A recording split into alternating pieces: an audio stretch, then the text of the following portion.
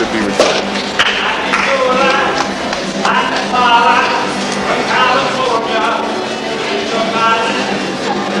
If we privilege, I mean, what I'm saying.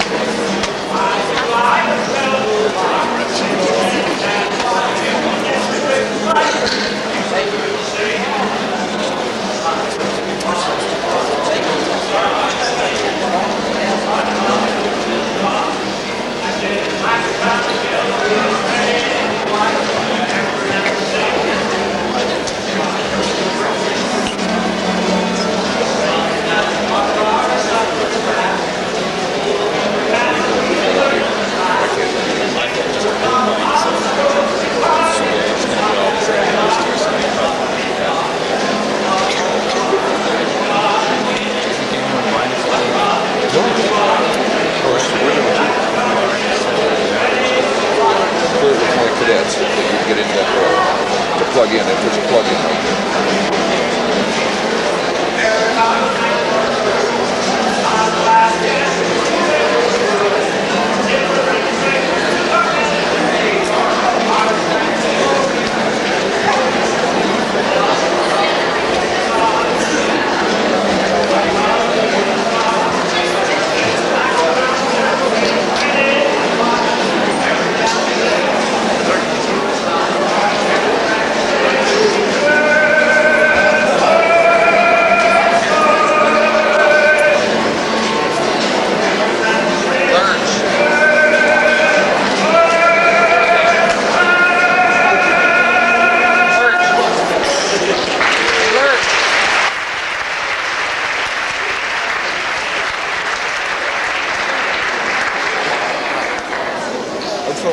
High school.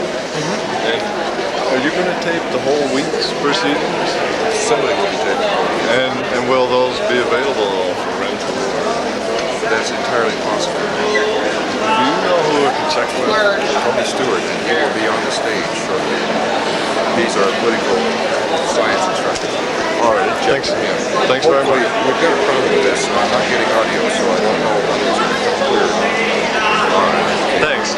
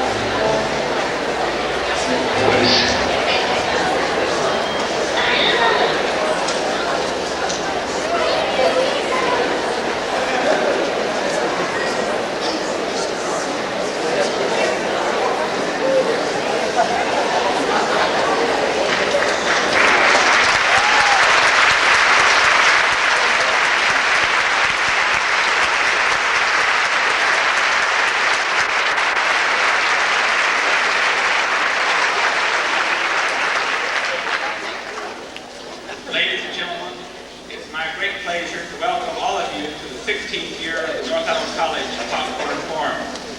On behalf of the Associated Student Government at North Idaho College and Division of Social Sciences that for 16 years have sponsored these forums, we welcome each of you. This year we're also very fortunate to have cooperating with us in this process a number of other organizations. We want to thank the Kootenai County Task Force on Human Relations for their very fine work throughout this preparation, and also the Coeur d'Alene Chamber of Commerce under the direction of our Executive Vice President Sandy Emerson. I would also like to thank all the public schools throughout the county, and particularly thank Doug Criswell from the Coeur d'Alene School District and Dr. Ann Fox for all their work. We welcome all of you and thank you very much. It is a very special privilege for us to deal with what we believe to be one of the important topics of the world today, in particular in our country. That is a symposium on the question or issue of racism, prejudice, and progress. For an opening comment, it's my very special privilege to introduce to you the President of the Kootenai County Task Force on Human Relations, Father Bill Wassman of the St. Pius Catholic Church. Father Bill.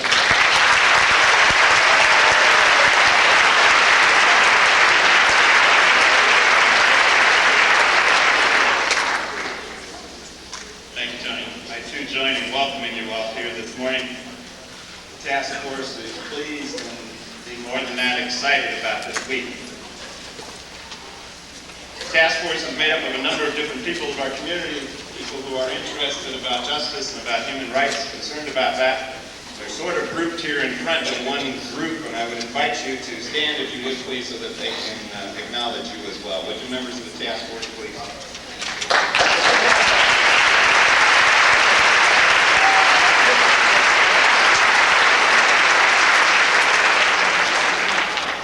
Our very sincere thanks to the student body at NIC, to NIC itself, and to Tony Stewart especially for all the work that he has done for putting this symposium together.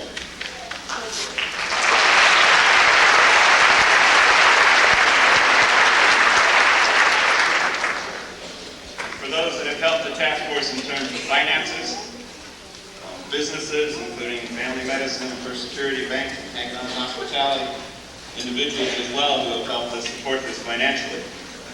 To see all of you here and all the support that the task force receives reminds us of the job that we have to do as people in this community, that we are a people and we are a community to choose to be identified and defined not by prejudice and not by injustice, not by ignorance, not by the hate-filled statements of a few. We choose as a people to be identified, to be defined as people, individuals, and as community who want to choose justice for all, who want to choose openness to all, who want to come down on the side of equal rights and human dignity.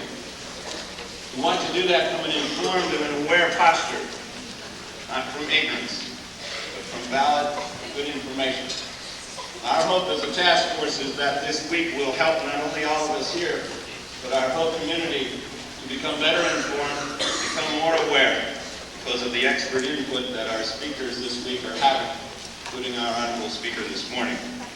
Thank you for coming. We hope that this is only the beginning of long, serious, important discussion in our community about this continuing issue of racism as we progress toward better dignity and better human rights for all.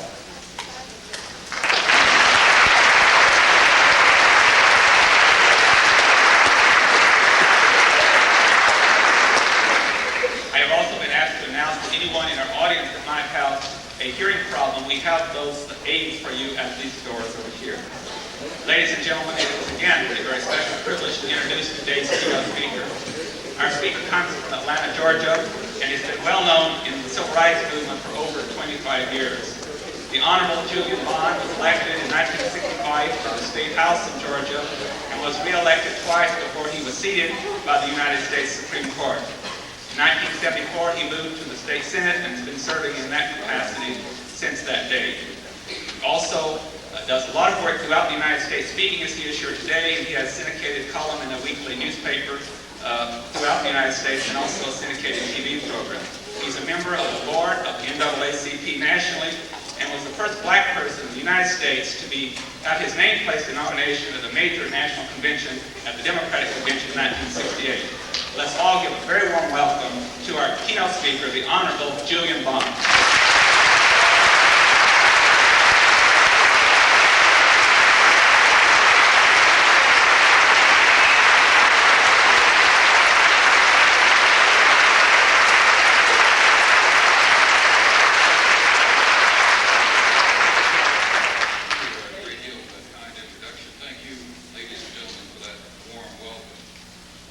Probably know it's a custom for speakers, almost regardless of the occasion, for the speaker to begin by telling the audience what a great pleasure it is to be here. So it is a great pleasure to be here. It's a pleasure to be here in many different sorts of ways, not the least of which has to do with my profession. I am by profession a politician. I know that's not the most popular profession to be in the United States in 1985. So it's a great pleasure when one of us is invited anywhere by anyone. I want to spend the time I have today talking about American history, about recent history, about the recent effort to eliminate the handicap racism imposes on too many Americans. This deliberate disadvantage has begun to disappear. Recently, it did so only because the mighty movement insisted that be done. That movement has a lesson to teach us all today. It is a lesson that the history of ups and downs, of steps taken forward and of steps taken back. But at base, it is a history of success, of victories won when committed men and women put their minds and hearts and bodies together. Although people of the United States have for all our history had a preoccupation with race, it has only been in the relatively recent past that the nation began to take aggressive steps at the insistence of the victims to inhibit and diminish the white supremacist impulse in the American character. It was only 40 years ago that the Swedish sociologist Gunnar Myrdal released his classic study, An American Dilemma, issuing a challenge to Americans to match their promises with their practices. It was only 31 years ago that the United States Supreme Court declared that segregation in the public schools was illegal in the case of Brown versus the Board of Education, Topeka. In the words of Richard Kluger, not until the Supreme Court acted in 1954 did the nation acknowledge that it had been blaming the black man for what it had done to him. His sentence to second-class citizenship had been commuted. The quest for meaningful equality, equality in fact as well as in law, had begun. So if the Depression of 1929 had convinced America it was obliged to protect its citizens' economic well-being, the court decision in '54 and a later one in '55 began to convince reluctant Americans they would have to share their bounty, their knowledge, and their work. For the American Negro, again as Kluger notes, no more would he be a grinning supplicant for the benefactions and discards of the master class. No more would he be a party to his own degradation. He was both thrilled that the signal for the demise of his class status had come from on high, and angry that it had taken so long and first extracted so steep a price in suffering. A year after the Brown decision, a middle-aged department store seamstress in Montgomery, Alabama, refused to give up her seat on a city bus so a white man could sit down.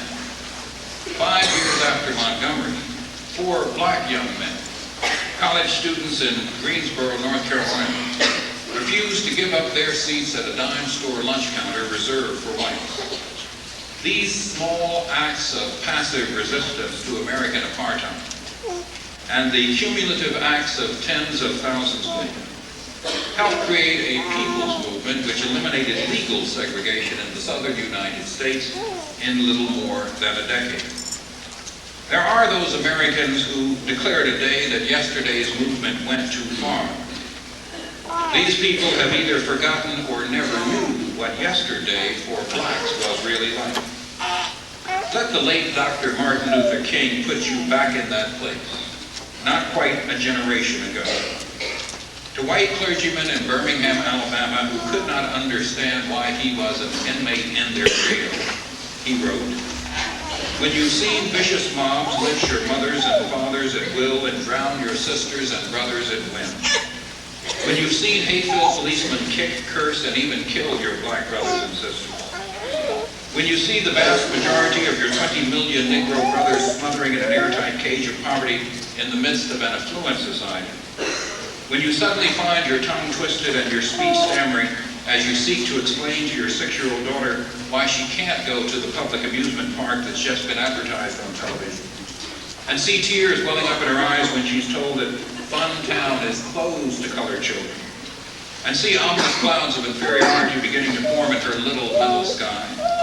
And see her beginning to distort her personality by developing an unconscious bitterness toward white people.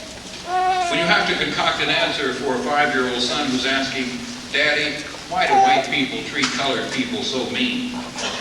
When you're humiliated day in and day out by nagging signs reading white and color. When your first name becomes Boy and your last name becomes John. When your wife and mother are never given the respected title Mrs. When you're harried by day and haunted by night, living constantly on tiptoe steps, never quite knowing what to expect next, when you are plagued with inner fears and outer resentments, when you're forever fighting a degenerating sense of nobodiness, then you will understand. We are here this week to understand, to add up the accounts, to measure the distances traveled as well as the distances yet to come. Without appearing over-optimistic, the job done so far has been remarkable no matter how great the task that remains undone. Who would have believed that a people's opinions and their public behavior could have been changed so quickly? The reign of white privilege in the United States began to end, Jack Odell has written, when there was created a dual authority in the country. He wrote, there was on the one hand the established authority, the citadels of institutionalized racism, the masters of war, the apparatus of government, state, local, and federal, and those chosen to do the dirty work of suppressing our movement in defense of the status quo. This established authority acted out a way of life that was rooted in custom and tradition and dictated by class interests. The other center of authority was the civil rights and anti-war movement, which represented a continuum of protest during this period. This authority, the movement, represented the people's alternative to the power of institutionalized racism and colonial war. That movement of yesteryear bears major responsibility for creating the benefits all of us, men, women, black, and white, enjoy today. As Odell writes, it's equally important to recognize that the civil rights laws of the 1950s were passed after the fact. They did not create change. Rather, the struggle for expanded democracy, participated in by tens and thousands of our fellow citizens, produced a body of legislation which confirmed the effectiveness of that struggle. The laws were a crystallized form of expressing the new reality, that people would no longer abide by the rules and mores of racial segregation. The protest by Mrs. Rosa Parks in Montgomery in 1955 also helped create a new leader, a minister named Martin Luther King. He reluctantly accepted the stewardship of Montgomery's movement against segregated bus seating, and his eloquent voice soon propelled him into the leadership of growing national movement, a position he occupied till his murder in 1968. That modern movement is in turn constructed on a series of actions and events which reach back to the beginning of African slavery on American soil. From then till now, from Gabriel Prosser, Nat Turner, Denmark Vesey, through Martin King in our times today, there has been a certain continuity in the struggle. Think, if you all will, for a moment of the magnitude and cruelty of African slavery in America. 60 million live souls sailed from West Africa in chains. Only 15 million survived the Holocaust of the Middle Passage. Overcoming that awful heritage ought to be a part of today's commemorations as well. Dr. King would have been 56 years old had he been able to celebrate his birthday in 1985. Because he did live, we live in a world a little better than we might have done. A a world a little less filled with fear and hate. But had he survived, he'd undoubtedly look at the world about him with some considerable alarm. For although black Americans have won some considerable accomplishments in the years since Martin King died, the movement he led on yesterday now appears in some disarray. The gains he can claim some credit for having helped achieve now seem in imminent danger of being destroyed. History is sure to record that this man was the major figure in the 20th century struggle for economic and political justice. He was born in a world nearly as rigidly segregated by custom and by law as is South Africa today. Most black people south of the Mason-Dixon line were then only 2 generations away from slavery, a paycheck or 2 away from abject poverty. As a people, Southern blacks were generally politically impotent, educationally impoverished, economically bankrupt. Among King's contributions were to give eloquent voice to the aspirations of black Americans, and to give life to a method of mass participation in that struggle, so that everyone, every man, every woman, student, housewife, minister, could become an agent of their own deliverance. In this period, we won gains at lunch counters, at movie theaters, at bus stations, at polling places, and the fabric of legal apartheid in the United States began to come undone. What had its origins as a movement for elemental civil rights has now largely become an economic and a political movement, and black men and women are winning public office and power in numbers we only dreamed of before. But despite an impressive increase in the number of black people holding public office, despite the ability we've now got to eat and vote and sit and go to school in places which used to lack black faces, in a very real way in 1985, we find our condition unchanged. A quick look at all the statistics which measure either how well or how poorly a group of people are doing.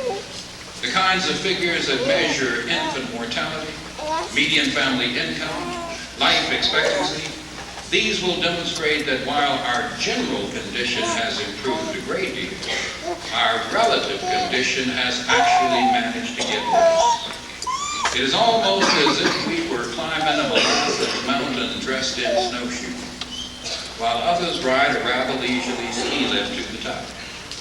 Now the ski slopes are more treacherous, the molasses melting into mud, a Sargasso Sea of joblessness for many, and hopelessness for many more. In such a climate, even gains won at great cost on yesterday soon become suspect. The right to sit in the front of the bus may lose meaning for people whose longest trip is likely to be from the feudal system of the rural South to the mechanized high-rise poverty of the North. The right to an integrated education may lose meaning for children bused from one ignorant academy to another.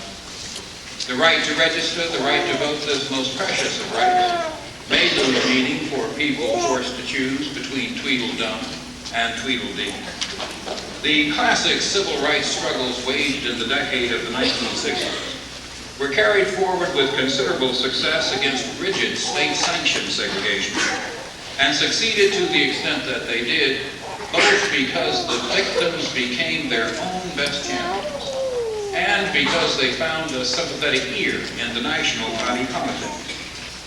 But as these demands became more insistent, as a foreign war began to drain our treasury and young manhood, as our best and our brightest were beaten down by bullets, a radical shift began to occur in the national consciousness.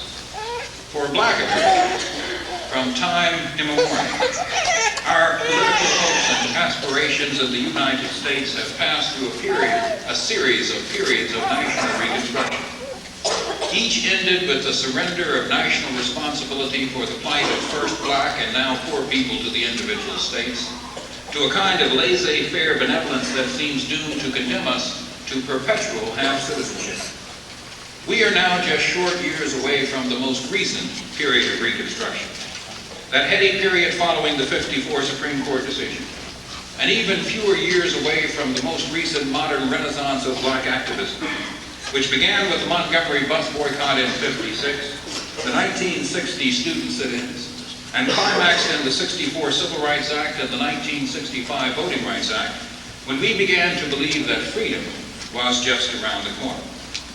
All these beginnings have come to an abrupt end, not simply because the towering leadership figure of the era was struck down, or because another man was elected President of the United States. The circumstances of death for the Second Reconstruction are many and complex, but deeply rooted in the popular notion that America had done too much for the people who could not do for themselves. If these remarks required a subtitle, it probably ought to be a tale of 2.5 decades. I had wanted originally to talk primarily about the remainder of the decade of the 1980s, about what this period may hold in store for us, what it may demand of us. But to do that, I have to try to speak with two voices. First, as a contemporary fellow passenger, on what promises to be a tough and frustrating trip toward the 21st century. And secondly, as a witness and participant to an earlier leg on that journey, a trip that has taken us from Selma to Saigon, from Bull Connor to Alan Backen, from James Earl Ray to Bernard Goetz, from the old George Wallace to the new Ronald Reagan, from Lincoln Perry to Clarence Pendleton, from the Ku Klux Klan to the neo-Nazis and the Posse Comitatus, from Brown versus the Board of Education to Grove City College versus Bell, from a president born in Texas who had the courage to stand up for civil rights, to a president born in the land of Lincoln, who's opposed every piece of civil rights legislation proposed in the last half of the 20th century. Going forward any faster may be hazardous to my health. 1965, like 1961 rather, like 1985, was a presidential inaugural year. A tired old general was mustering out a listless administration. A vigorous young Cold War liberal was preparing to lead the nation toward a new frontier. The inaugural speech of John F. Kennedy in January of '61 featured some of the more memorable pieces of presidential rhetoric in recent years. It was at the same time a most dangerous speech, for if it glistened with idealism, it fairly bristled with challenge. Whatever else it did, it somehow managed to capture the imagination of millions and helped to define the political motives and the moral outline of the several decades that were then yet to come. Some of you will recall that new president promising to go anywhere, to bear any burden, to fight any foe in defense of freedom. That promise, translated into public policy, produced the malignancy of Vietnam. But he also pronounced a clear call to the idealism of young and old, black and white Americans, to dedication, to sacrifice. That call, translated into public policy, produced the Peace Corps and domestic social programs for the poor. At the same time, in the late 50s and early 1960s, something else had begun to bud and blossom as black Americans revived our own dormant revolution. We had borne our share of wartime's burdens and now demanded a share of the precious and prosperous peace. In Montgomery, Alabama, 30 years ago this coming December 1st, a small black woman did just that. Remember, if you will, that nonviolent protest was the only available avenue of expression for largely voteless people. The year Mrs. Parks was arrested in Montgomery, only 3% of eligible blacks in Mississippi were permitted to vote, and 28 southern counties with black populations of 80% or greater had not one single black registered voter, although several had more registered whites than there were whites eligible to vote. But these protests on yesteryear forced the elimination of the barriers of race from places of public accommodation and the political process, almost entirely because of the willingness of young and old black and white Americans to adopt the twin disciplines of nonviolence and hard work. Their bodies, then, were weapons aimed directly at the heart of the beast. Their votes, then, were a precious commodity, available not to the highest bidder or most pleased with psyche, but to the candidate whose record and past performance held greatest promise for some delivery in the future. But since that period of great forward progress, created by great involvement and enormous activity, some serious setbacks have happened to us all. The sun set on the decade of the 1960s and rose to illuminate the new Nixon era. A national negative mindset quickly became crystal clear. Idealism and vigor were replaced with cynicism and narcissism. Young people abandoned the war against racism and colonialism and turned inward toward examination of their id. As this decade ended, a major portion of the population had abruptly severed all connection with the movement for equal rights and social justice in America. The me generation had homesteaded the new frontier.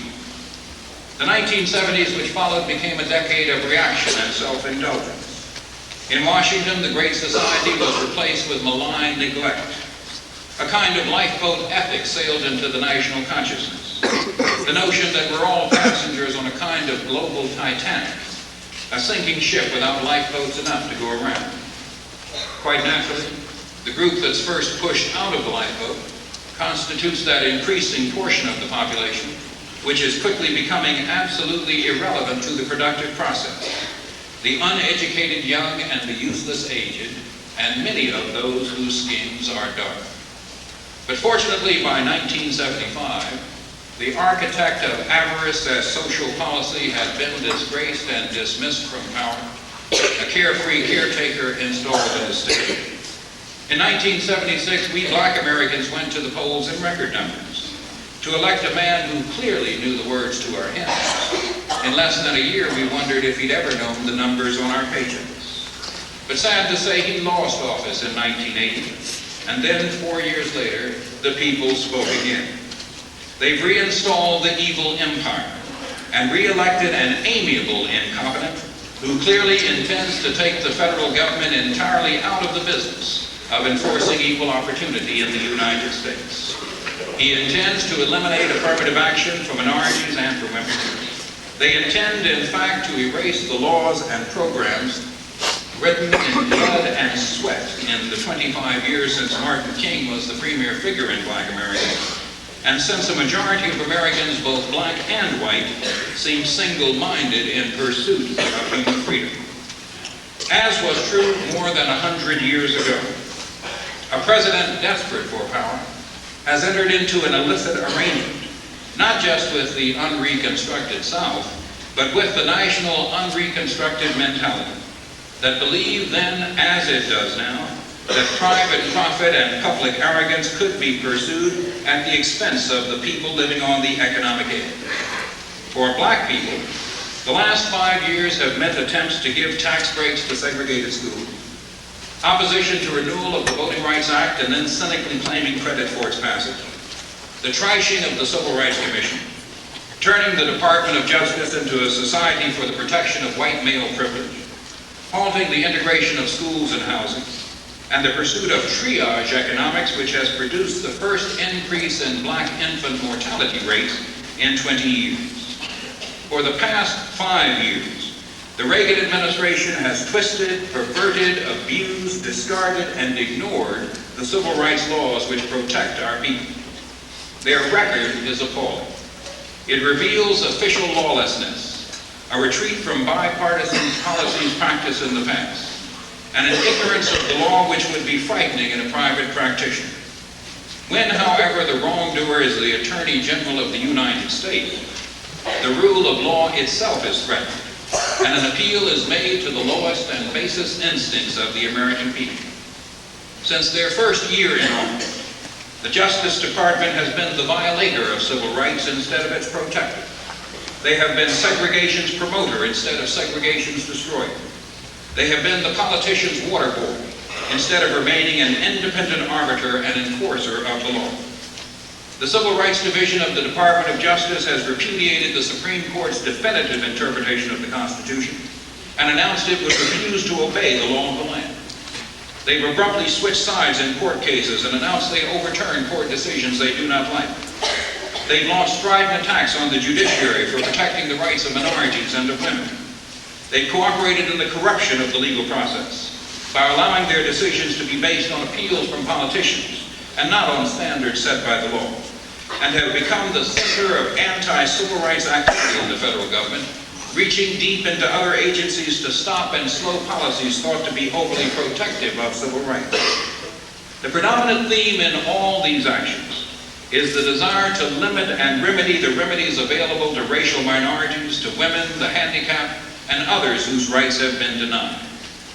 What has been at issue in these radical departures from the past practices of Democratic and Republican administrations alike is no simple conflict of philosophy between conservative and liberal theories of government, even when a civil rights remedy is one that the government says it favors.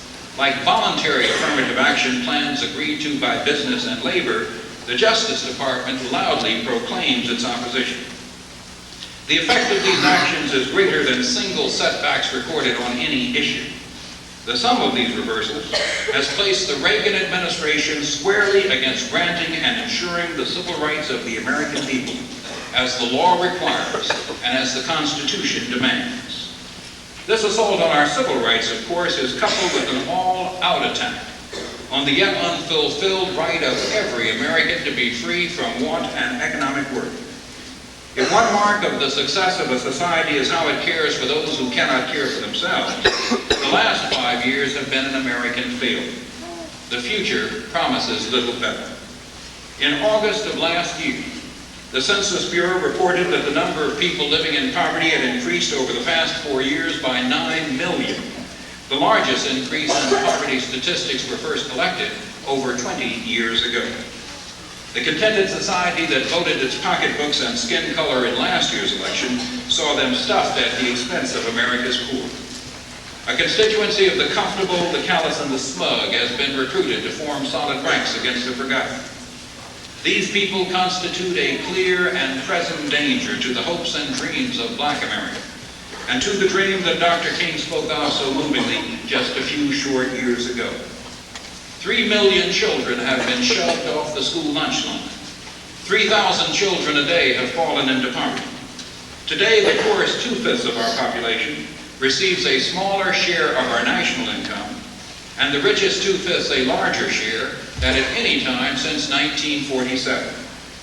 More Black people are poor today, 1 out of every 3 than 4 years ago, more than at any time in the last 20 years. Nearly half of all Black children are poor. We are 12% of the national population, but 22% of those who have slipped below the poverty line because of policies pursued by this administration. After 4 more years of this kind of economic recovery, Black America may well have ceased to exist. Equally frightening is the danger we all face from an escalated arms race, from increased American interference in the lives of our neighbors in this hemisphere and in other countries around the globe.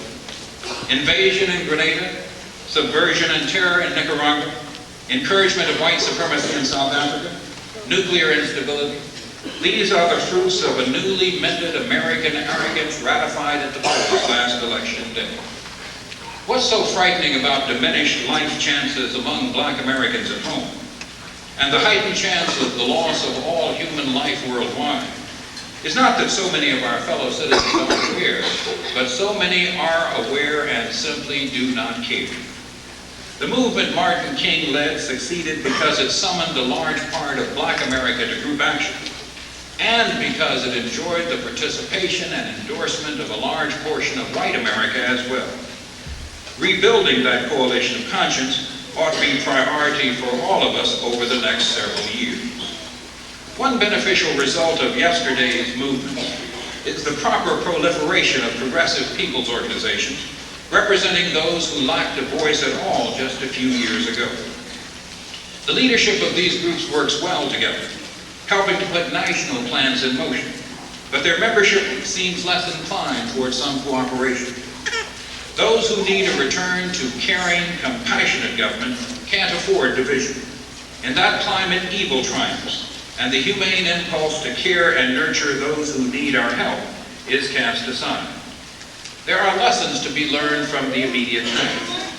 If the years that went before taught us any lesson at all, It ought to have been that government, under militant and concerted pressure, would move slowly and rather ponderously, all too often with all deliberate lack of speed, to become a limited partner of sorts with the American underclass in their struggle to do better for themselves. The last few years have changed all that. The government's attitude toward the poor and neglected has changed from benign concern to malignant neglect. In the decade of the 1960s, the number of people living in poverty in this country was reduced by nearly 1/3. It's not at all unreasonable to ascribe some of these gains to the Great Society and New Frontier programs of that era. Yet despite these cruel and callous castrators have moved with cold calculation to kill, freeze, and wind down urban renewal, model cities, community action, public service employment, student loans, no one cares about student loans, public housing, federal impact funds for education, and to impose a 60% national pullback in social services. If we are to believe with Thomas Jefferson that the common man is the most precious portion of the state, we find that precious resource in real danger of economic extinction today. Human problems are now placed on a balance sheet, are forced to add up, to pay for themselves. A major political movement came to near maturity in the United States in the 60s. Fueled by the fire from the Southern Civil Rights Movement and the national anti-war drive, it threatened to challenge the foundations of the racial and economic arrogance that have created vast reservations of the unwanted on this country's soil. That movement became the partial victim of its own success. It fought for and won the right to sit at the front of the bus, to cast a vote, to sit at the lunch counter. It helped to launch a Southern black political movement, but it failed to sustain and extend itself, and instead saw itself dissipated by struggles on the edge. For some of us, being black became a rhetorical or a sartorial accomplishment. For many others, social commitment began to be measured by the length of your hair or the intricacy of your handshake. Instead, the political process ought to be put to a constant test, not as an election day effort alone, but as another weapon in an arsenal which has always contained more pop guns than howitzers. For only 20 short years, as the national government of the United States had a body of law and a national commitment to end the effects of the 200 years that went before. Now, after this minimal effort at undoing the result of 100 years of being someone else's property, and 100 years of barely owning any property of your own, we are told that the effort has been successful, and therefore may be ended, or that it has begun to hurt the people who had been the beneficiaries of our past subjugation. We need instead to actively seek out coalitions. Despite the effort of yesterday's registration drives, new one must be started tomorrow. If anyone had any doubt about how good relationships between blacks and Jews could be, had only to study last year's election. Each of these two groups ought to know that we voted with each other. Everybody else voted against what we thought was our common dream. There is fortunately ample opportunity for service for us all. There are a host of organizations and causes dedicated to making Dr. King's dream come true. Each of these badly needs volunteers and contributions. There are candidates who need help to win. There are office holders who ought to be defeated. There are school children who need special help. There's a host of others who cry out almost daily for assistance. There is, an organization called the National Association for the Advancement of Colored People, which many people who don't believe themselves to be colored people believe that they can't belong to, but it is a national organization with chapters in each of the 50 states, 1,800 of them in the United States, 75-year-old organization. It is a group which for years and years has fought the kind of racism we see reemerging in the United States. I'm also associated with another organization, the Southern Poverty, can't remember the name of it now. But anyway, it's an organization which, among other things, is trying to fight the ravages and the disasters caused by the current renaissance of groups like the Ku Klux Klan and others of that ilk who attempt by terror and violence and intimidation to deprive people of their rights and their lives. And as President Emeritus of the Southern Poverty Law Center, I'm privileged to be able to make an announcement to you now. The result of years and years of study we've done of organizations like the Ku Klux Klan. The reason why they wear these tall, pointed, conical hats is to make up for physical imperfections in other parts of their bodies.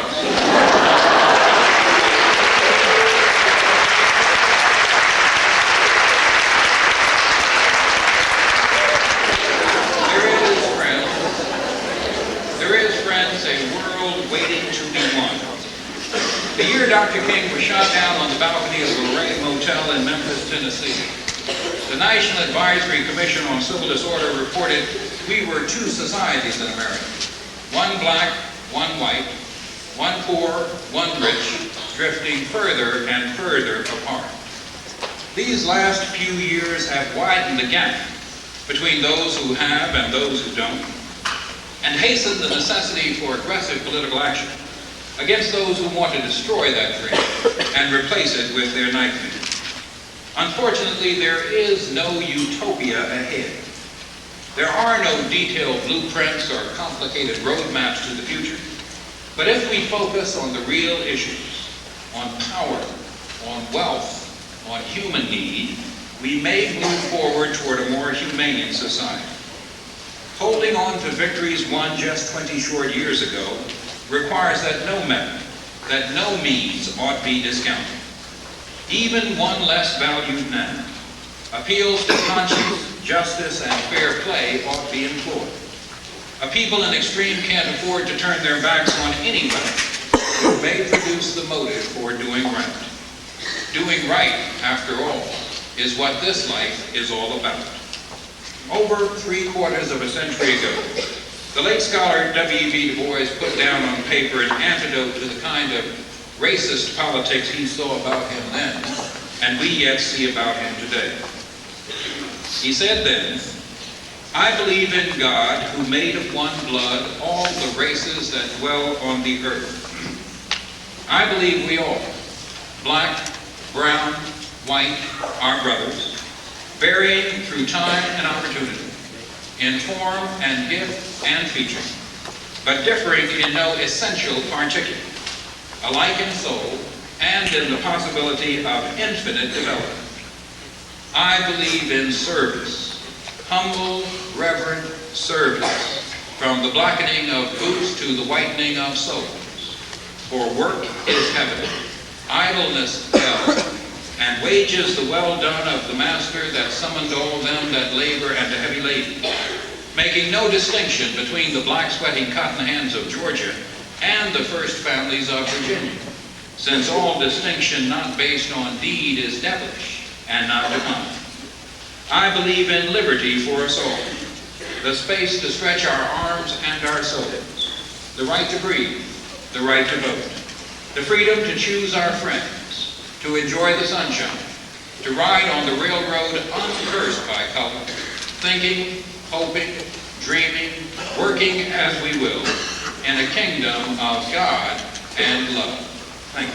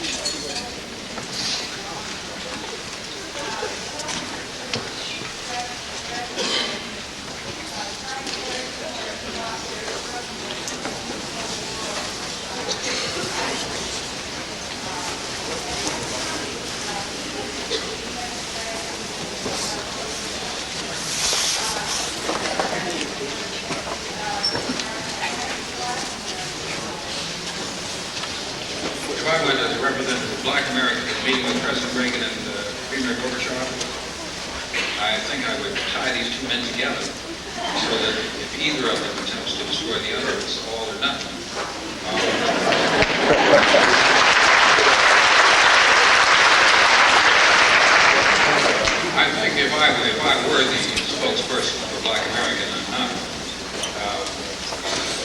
want both these two men to know that I think there's a body of people in this country, both black and white, who are disturbed that both countries' concentrations on military might and building up a massive military machine about the over-ability of the United States to destroy the Soviet Union.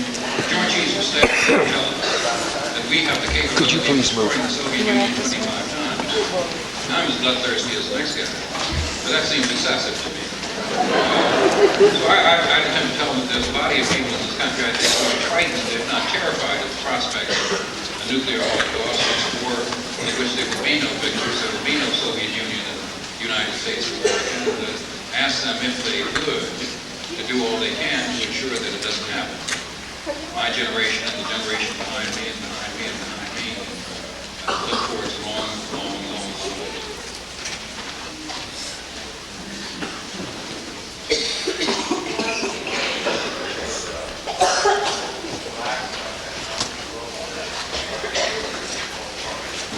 It is an immensely difficult problem. There's a high rate of the unemployment rate in black America is twice that of America, period. The unemployment rate among black teenage males is, again, almost twice that. And so there are a staggering number of people in this community who are away from the productive process, away from the labor market, who don't have bank accounts, who don't have regular spending habits, who are not able to raise families, who are not able to get into the economy as they'd like and as they wish. There are a dozen different things that ought to be done. One is to eliminate the lingering effects of segregation that make an employer choose John Smith instead of Roosevelt Roberts. Another is some kind of training for this large mass of unskilled, relatively poorly educated youth who have no work ethic, have no labor skills, have no ability to fit into the labor market. One, of course, is expansion of the economy, growth of the economy. We've got to have growth of not only these kinds of entry-level service jobs, but also I think any worker wants to know that he or she has the chance to steadily move up the ladder as their talents and abilities improve. I'm not a fan of these experimental notions like a two-tiered minimum wage. Secretary Schultz, when he was Labor Secretary under President Nixon, said that wouldn't work, and I take his word for that. It just seems to me that an enormous number of things have to be done to solve this problem. There is no instant fix. There is no inoculation which can turn this problem around. It's very large, very complicated, and has to do with the economy of the whole country, as well as peculiar problems as well. Yes?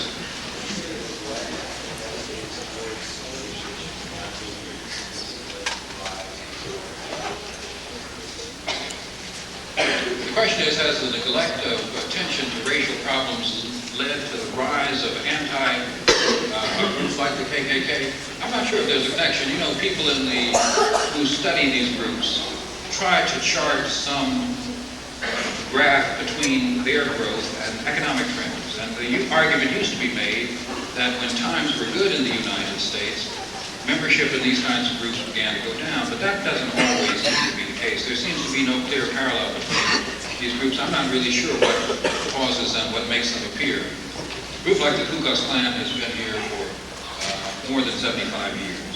It has gone up. It has a tremendous membership, controlling the governments of Georgia, Alabama, Indiana, New Jersey, having a tremendous political effect all over the United States, having its membership of members of the Supreme Court, United States senators, and then it went into a decline, and now it seems to be coming back up again.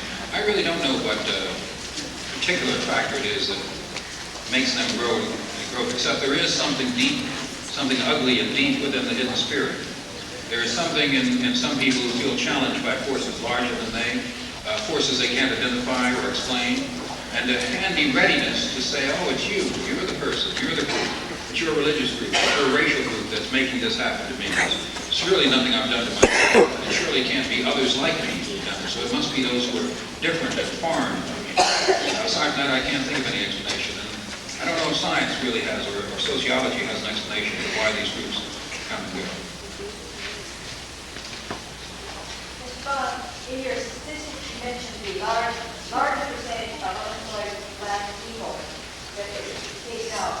Is this true as true in rural America as it is in the cities? I don't have at my fingertips any comparative statistics, but I would hazard a guess it may be a little truer in rural America because in the South particularly, the mechanization of agriculture has has proceeded rapidly over the last 25 years. You know, where you used to see a plantation with several families living quietly working the land, either on shares or on salaries. Now you've got this enormous machine that just runs through there and does the work of 20 men. One guy in a tractor pulling a cotton picker does what 20 men and women used to do, so there's tremendous unemployment created in this section of the country, in addition to the general crisis in agriculture. I would hazard a guess that the problem is worse in rural America, but as it begins to spread to rural America, those are people who migrate immediately to the city, thinking that opportunities are better there, hoping at least that social welfare services are better there. So I don't really know, but I imagine they're equally bad in both places. Do you feel that America has either the responsibility or the right to interfere in that? I don't feel we have the right to interfere as an aggressive military, in a hostile military way. No, I don't think we have that right to do that anywhere, Grenada or in South Africa. I think we have a right to make our feelings known to the government of South Africa and the people of South Africa, and to state clearly what our position is.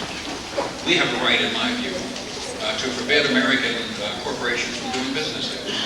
We have a right, in my view, to forbid the American military or Navy from docking its ships in the harbor. We have a right, in my view, to restrict the importation into this country of South African Kruger rounds, which we come to think of it, these are really like Nazi bombs. Suppose this were late 1930s, and I said, hey, I've got these Hitler bombs. I know this guy's a little unsavory, but this is a good investment. You know, you'd be repulsed. But these people are Nazis. They collaborated with the Nazis during the Second World War.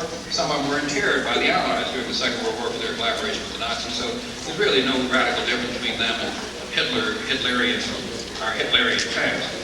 So I don't think the United States has a right to aggressively and by force of arms interfere in any other nation except under some special circumstances. And I don't think we have that right in South Africa.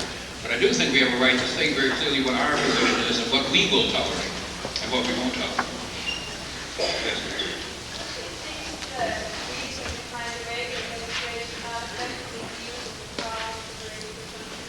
Because they've discovered this new minority.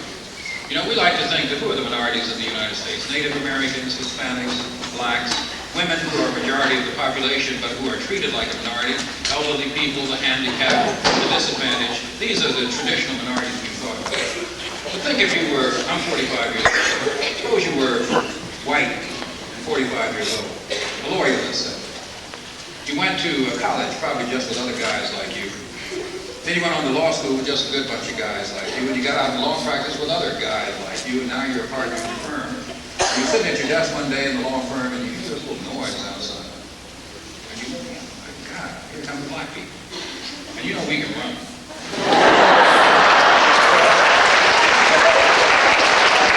Then you hear this thunder occur, and it's the women.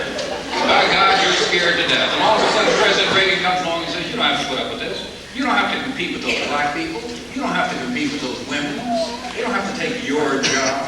They don't have to take your position in law school. They don't have to take your privileges, your rights. And you say, by God, that's right. Why should I have to compete with the other 50% of the population? Why can't I have it the way I had it all my life, just compete against other good old guys like me? And you're nervous and you're upset. And you begin to say reverse discrimination. And you begin to hear stories about the white nuclear physicists who didn't get the job because they hired some black high school dropout. And you hear about the 300-pound longshoreman who was replaced because some 90-pound woman came in and took his job. And you begin to see that there's a large body of people in this country who are afraid and frightened, that things they're used to are upset, and these are voters. These are voters. These are people who vote in large numbers. And if you just look at the demographics of the election, both in 80 and 84, you can see that that was a successful appeal. It played well all over the United States. And it succeeded. I think it's partially that. I think it's also because he is of an age, and I don't mean his chronological age, but he's of a political age which firmly believes that this isn't the business of government to regulate commerce between people. It's not the business of government to say who can't be discriminated against. So he's got a political mindset against it, and he's got real political reasons. This little minority, these white men, these poor guys, can't you see the suicide rate is going up among them? It's true, you know. The suicide rate is rising faster among white males than any other portion of the population. I would be nervous if I had this all my life. Nothing but good stuff. No competition from anybody. Didn't have to worry about anybody getting in my way. And all of a sudden, I've got to deal with these women, these Hispanics, these black people. I couldn't take it. I commit suicide too.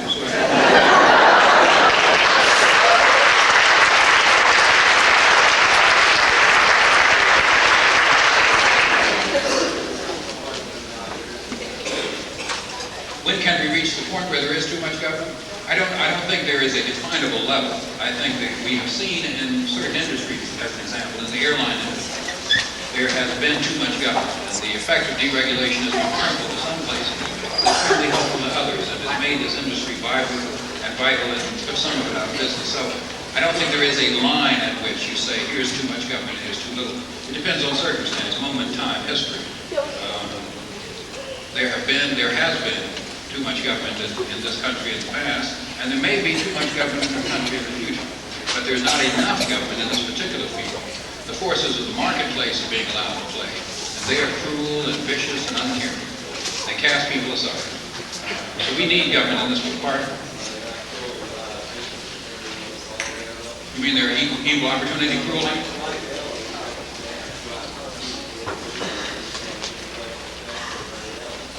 No, that's not what I'm saying. That's what you're saying I'm saying.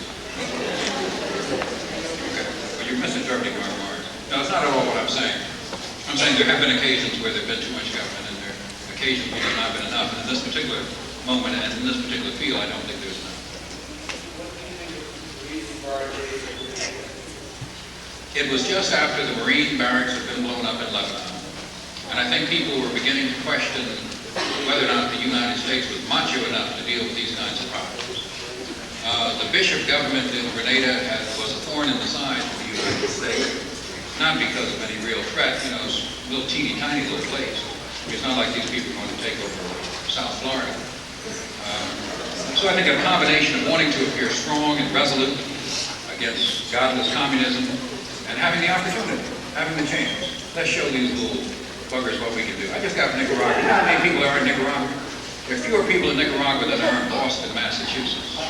And we're spending 27 millions of our tax dollars. And you look real good in khaki, too. I can see you down there now.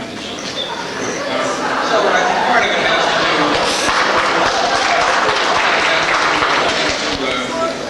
has to do with wanting to have a response to the bombing in Lebanon. And part of it has a part of playing to this audience which wants to see the Marines come out, which wants to see the gunboats land, which wants to see young men go off again. Just thank heaven that I'm on the age where they're not going to be called up on that. Bob, you said that the supposed decline in the social program and the current administration cutback and so on. I wonder how you respond to black economists such as Thomas Sowell, Walter and so on, that say that those net effects of the program is a permanent subjugation of the people, and in fact the architects of the program like it that way because they have a voting box and getting the condom and so on. How do you respond? I respond by saying that both Dr. Williams and Dr. Sowell base their premises on faulty evidence and an utter disregard for a long series of statistical studies which have demonstrated time and time again that that just isn't the case. That the welfare population in this country is a temporary population, it's a 3 to 5 year population, that it's in and out of the system as its times improve and get well, and that's just a bankrupt argument. It's been demonstrated as a bankrupt argument for years and years and years. The real question is, why are these two particular men allowed to hold up, these two men alone among their peers in this field? Why are these two men held up as the standard of what's right and what's correct about this social welfare programs and all of the other mountainous evidence which demonstrates the opposite? Why is that cast aside? I just don't think there's any validity in their argument. In the past 2 years, North Idaho has infamous for minorities called Aryan Nation. How might this area dispel the image that is received from this group? I think there's probably nothing you can do about some of it. People who are prone to say they're all like that are going to say that until you do something actively to disabuse them of this notion. But I think when others in the community, the religious community, the business community, particularly the business community, the educational community, the working people, when all of the other people in the community make it known that they neither tolerate, condone, or support groups like this, and that they work actively through the legal process for their elimination, or at least for their control, then I think you create another kind of image. But it's unfortunate we are living in an age and a society where information passes so quickly, where it's easy to all of us to get tarred with the same brush. But I didn't think people up here were real crazy. That's why all these movements. Thank you very much.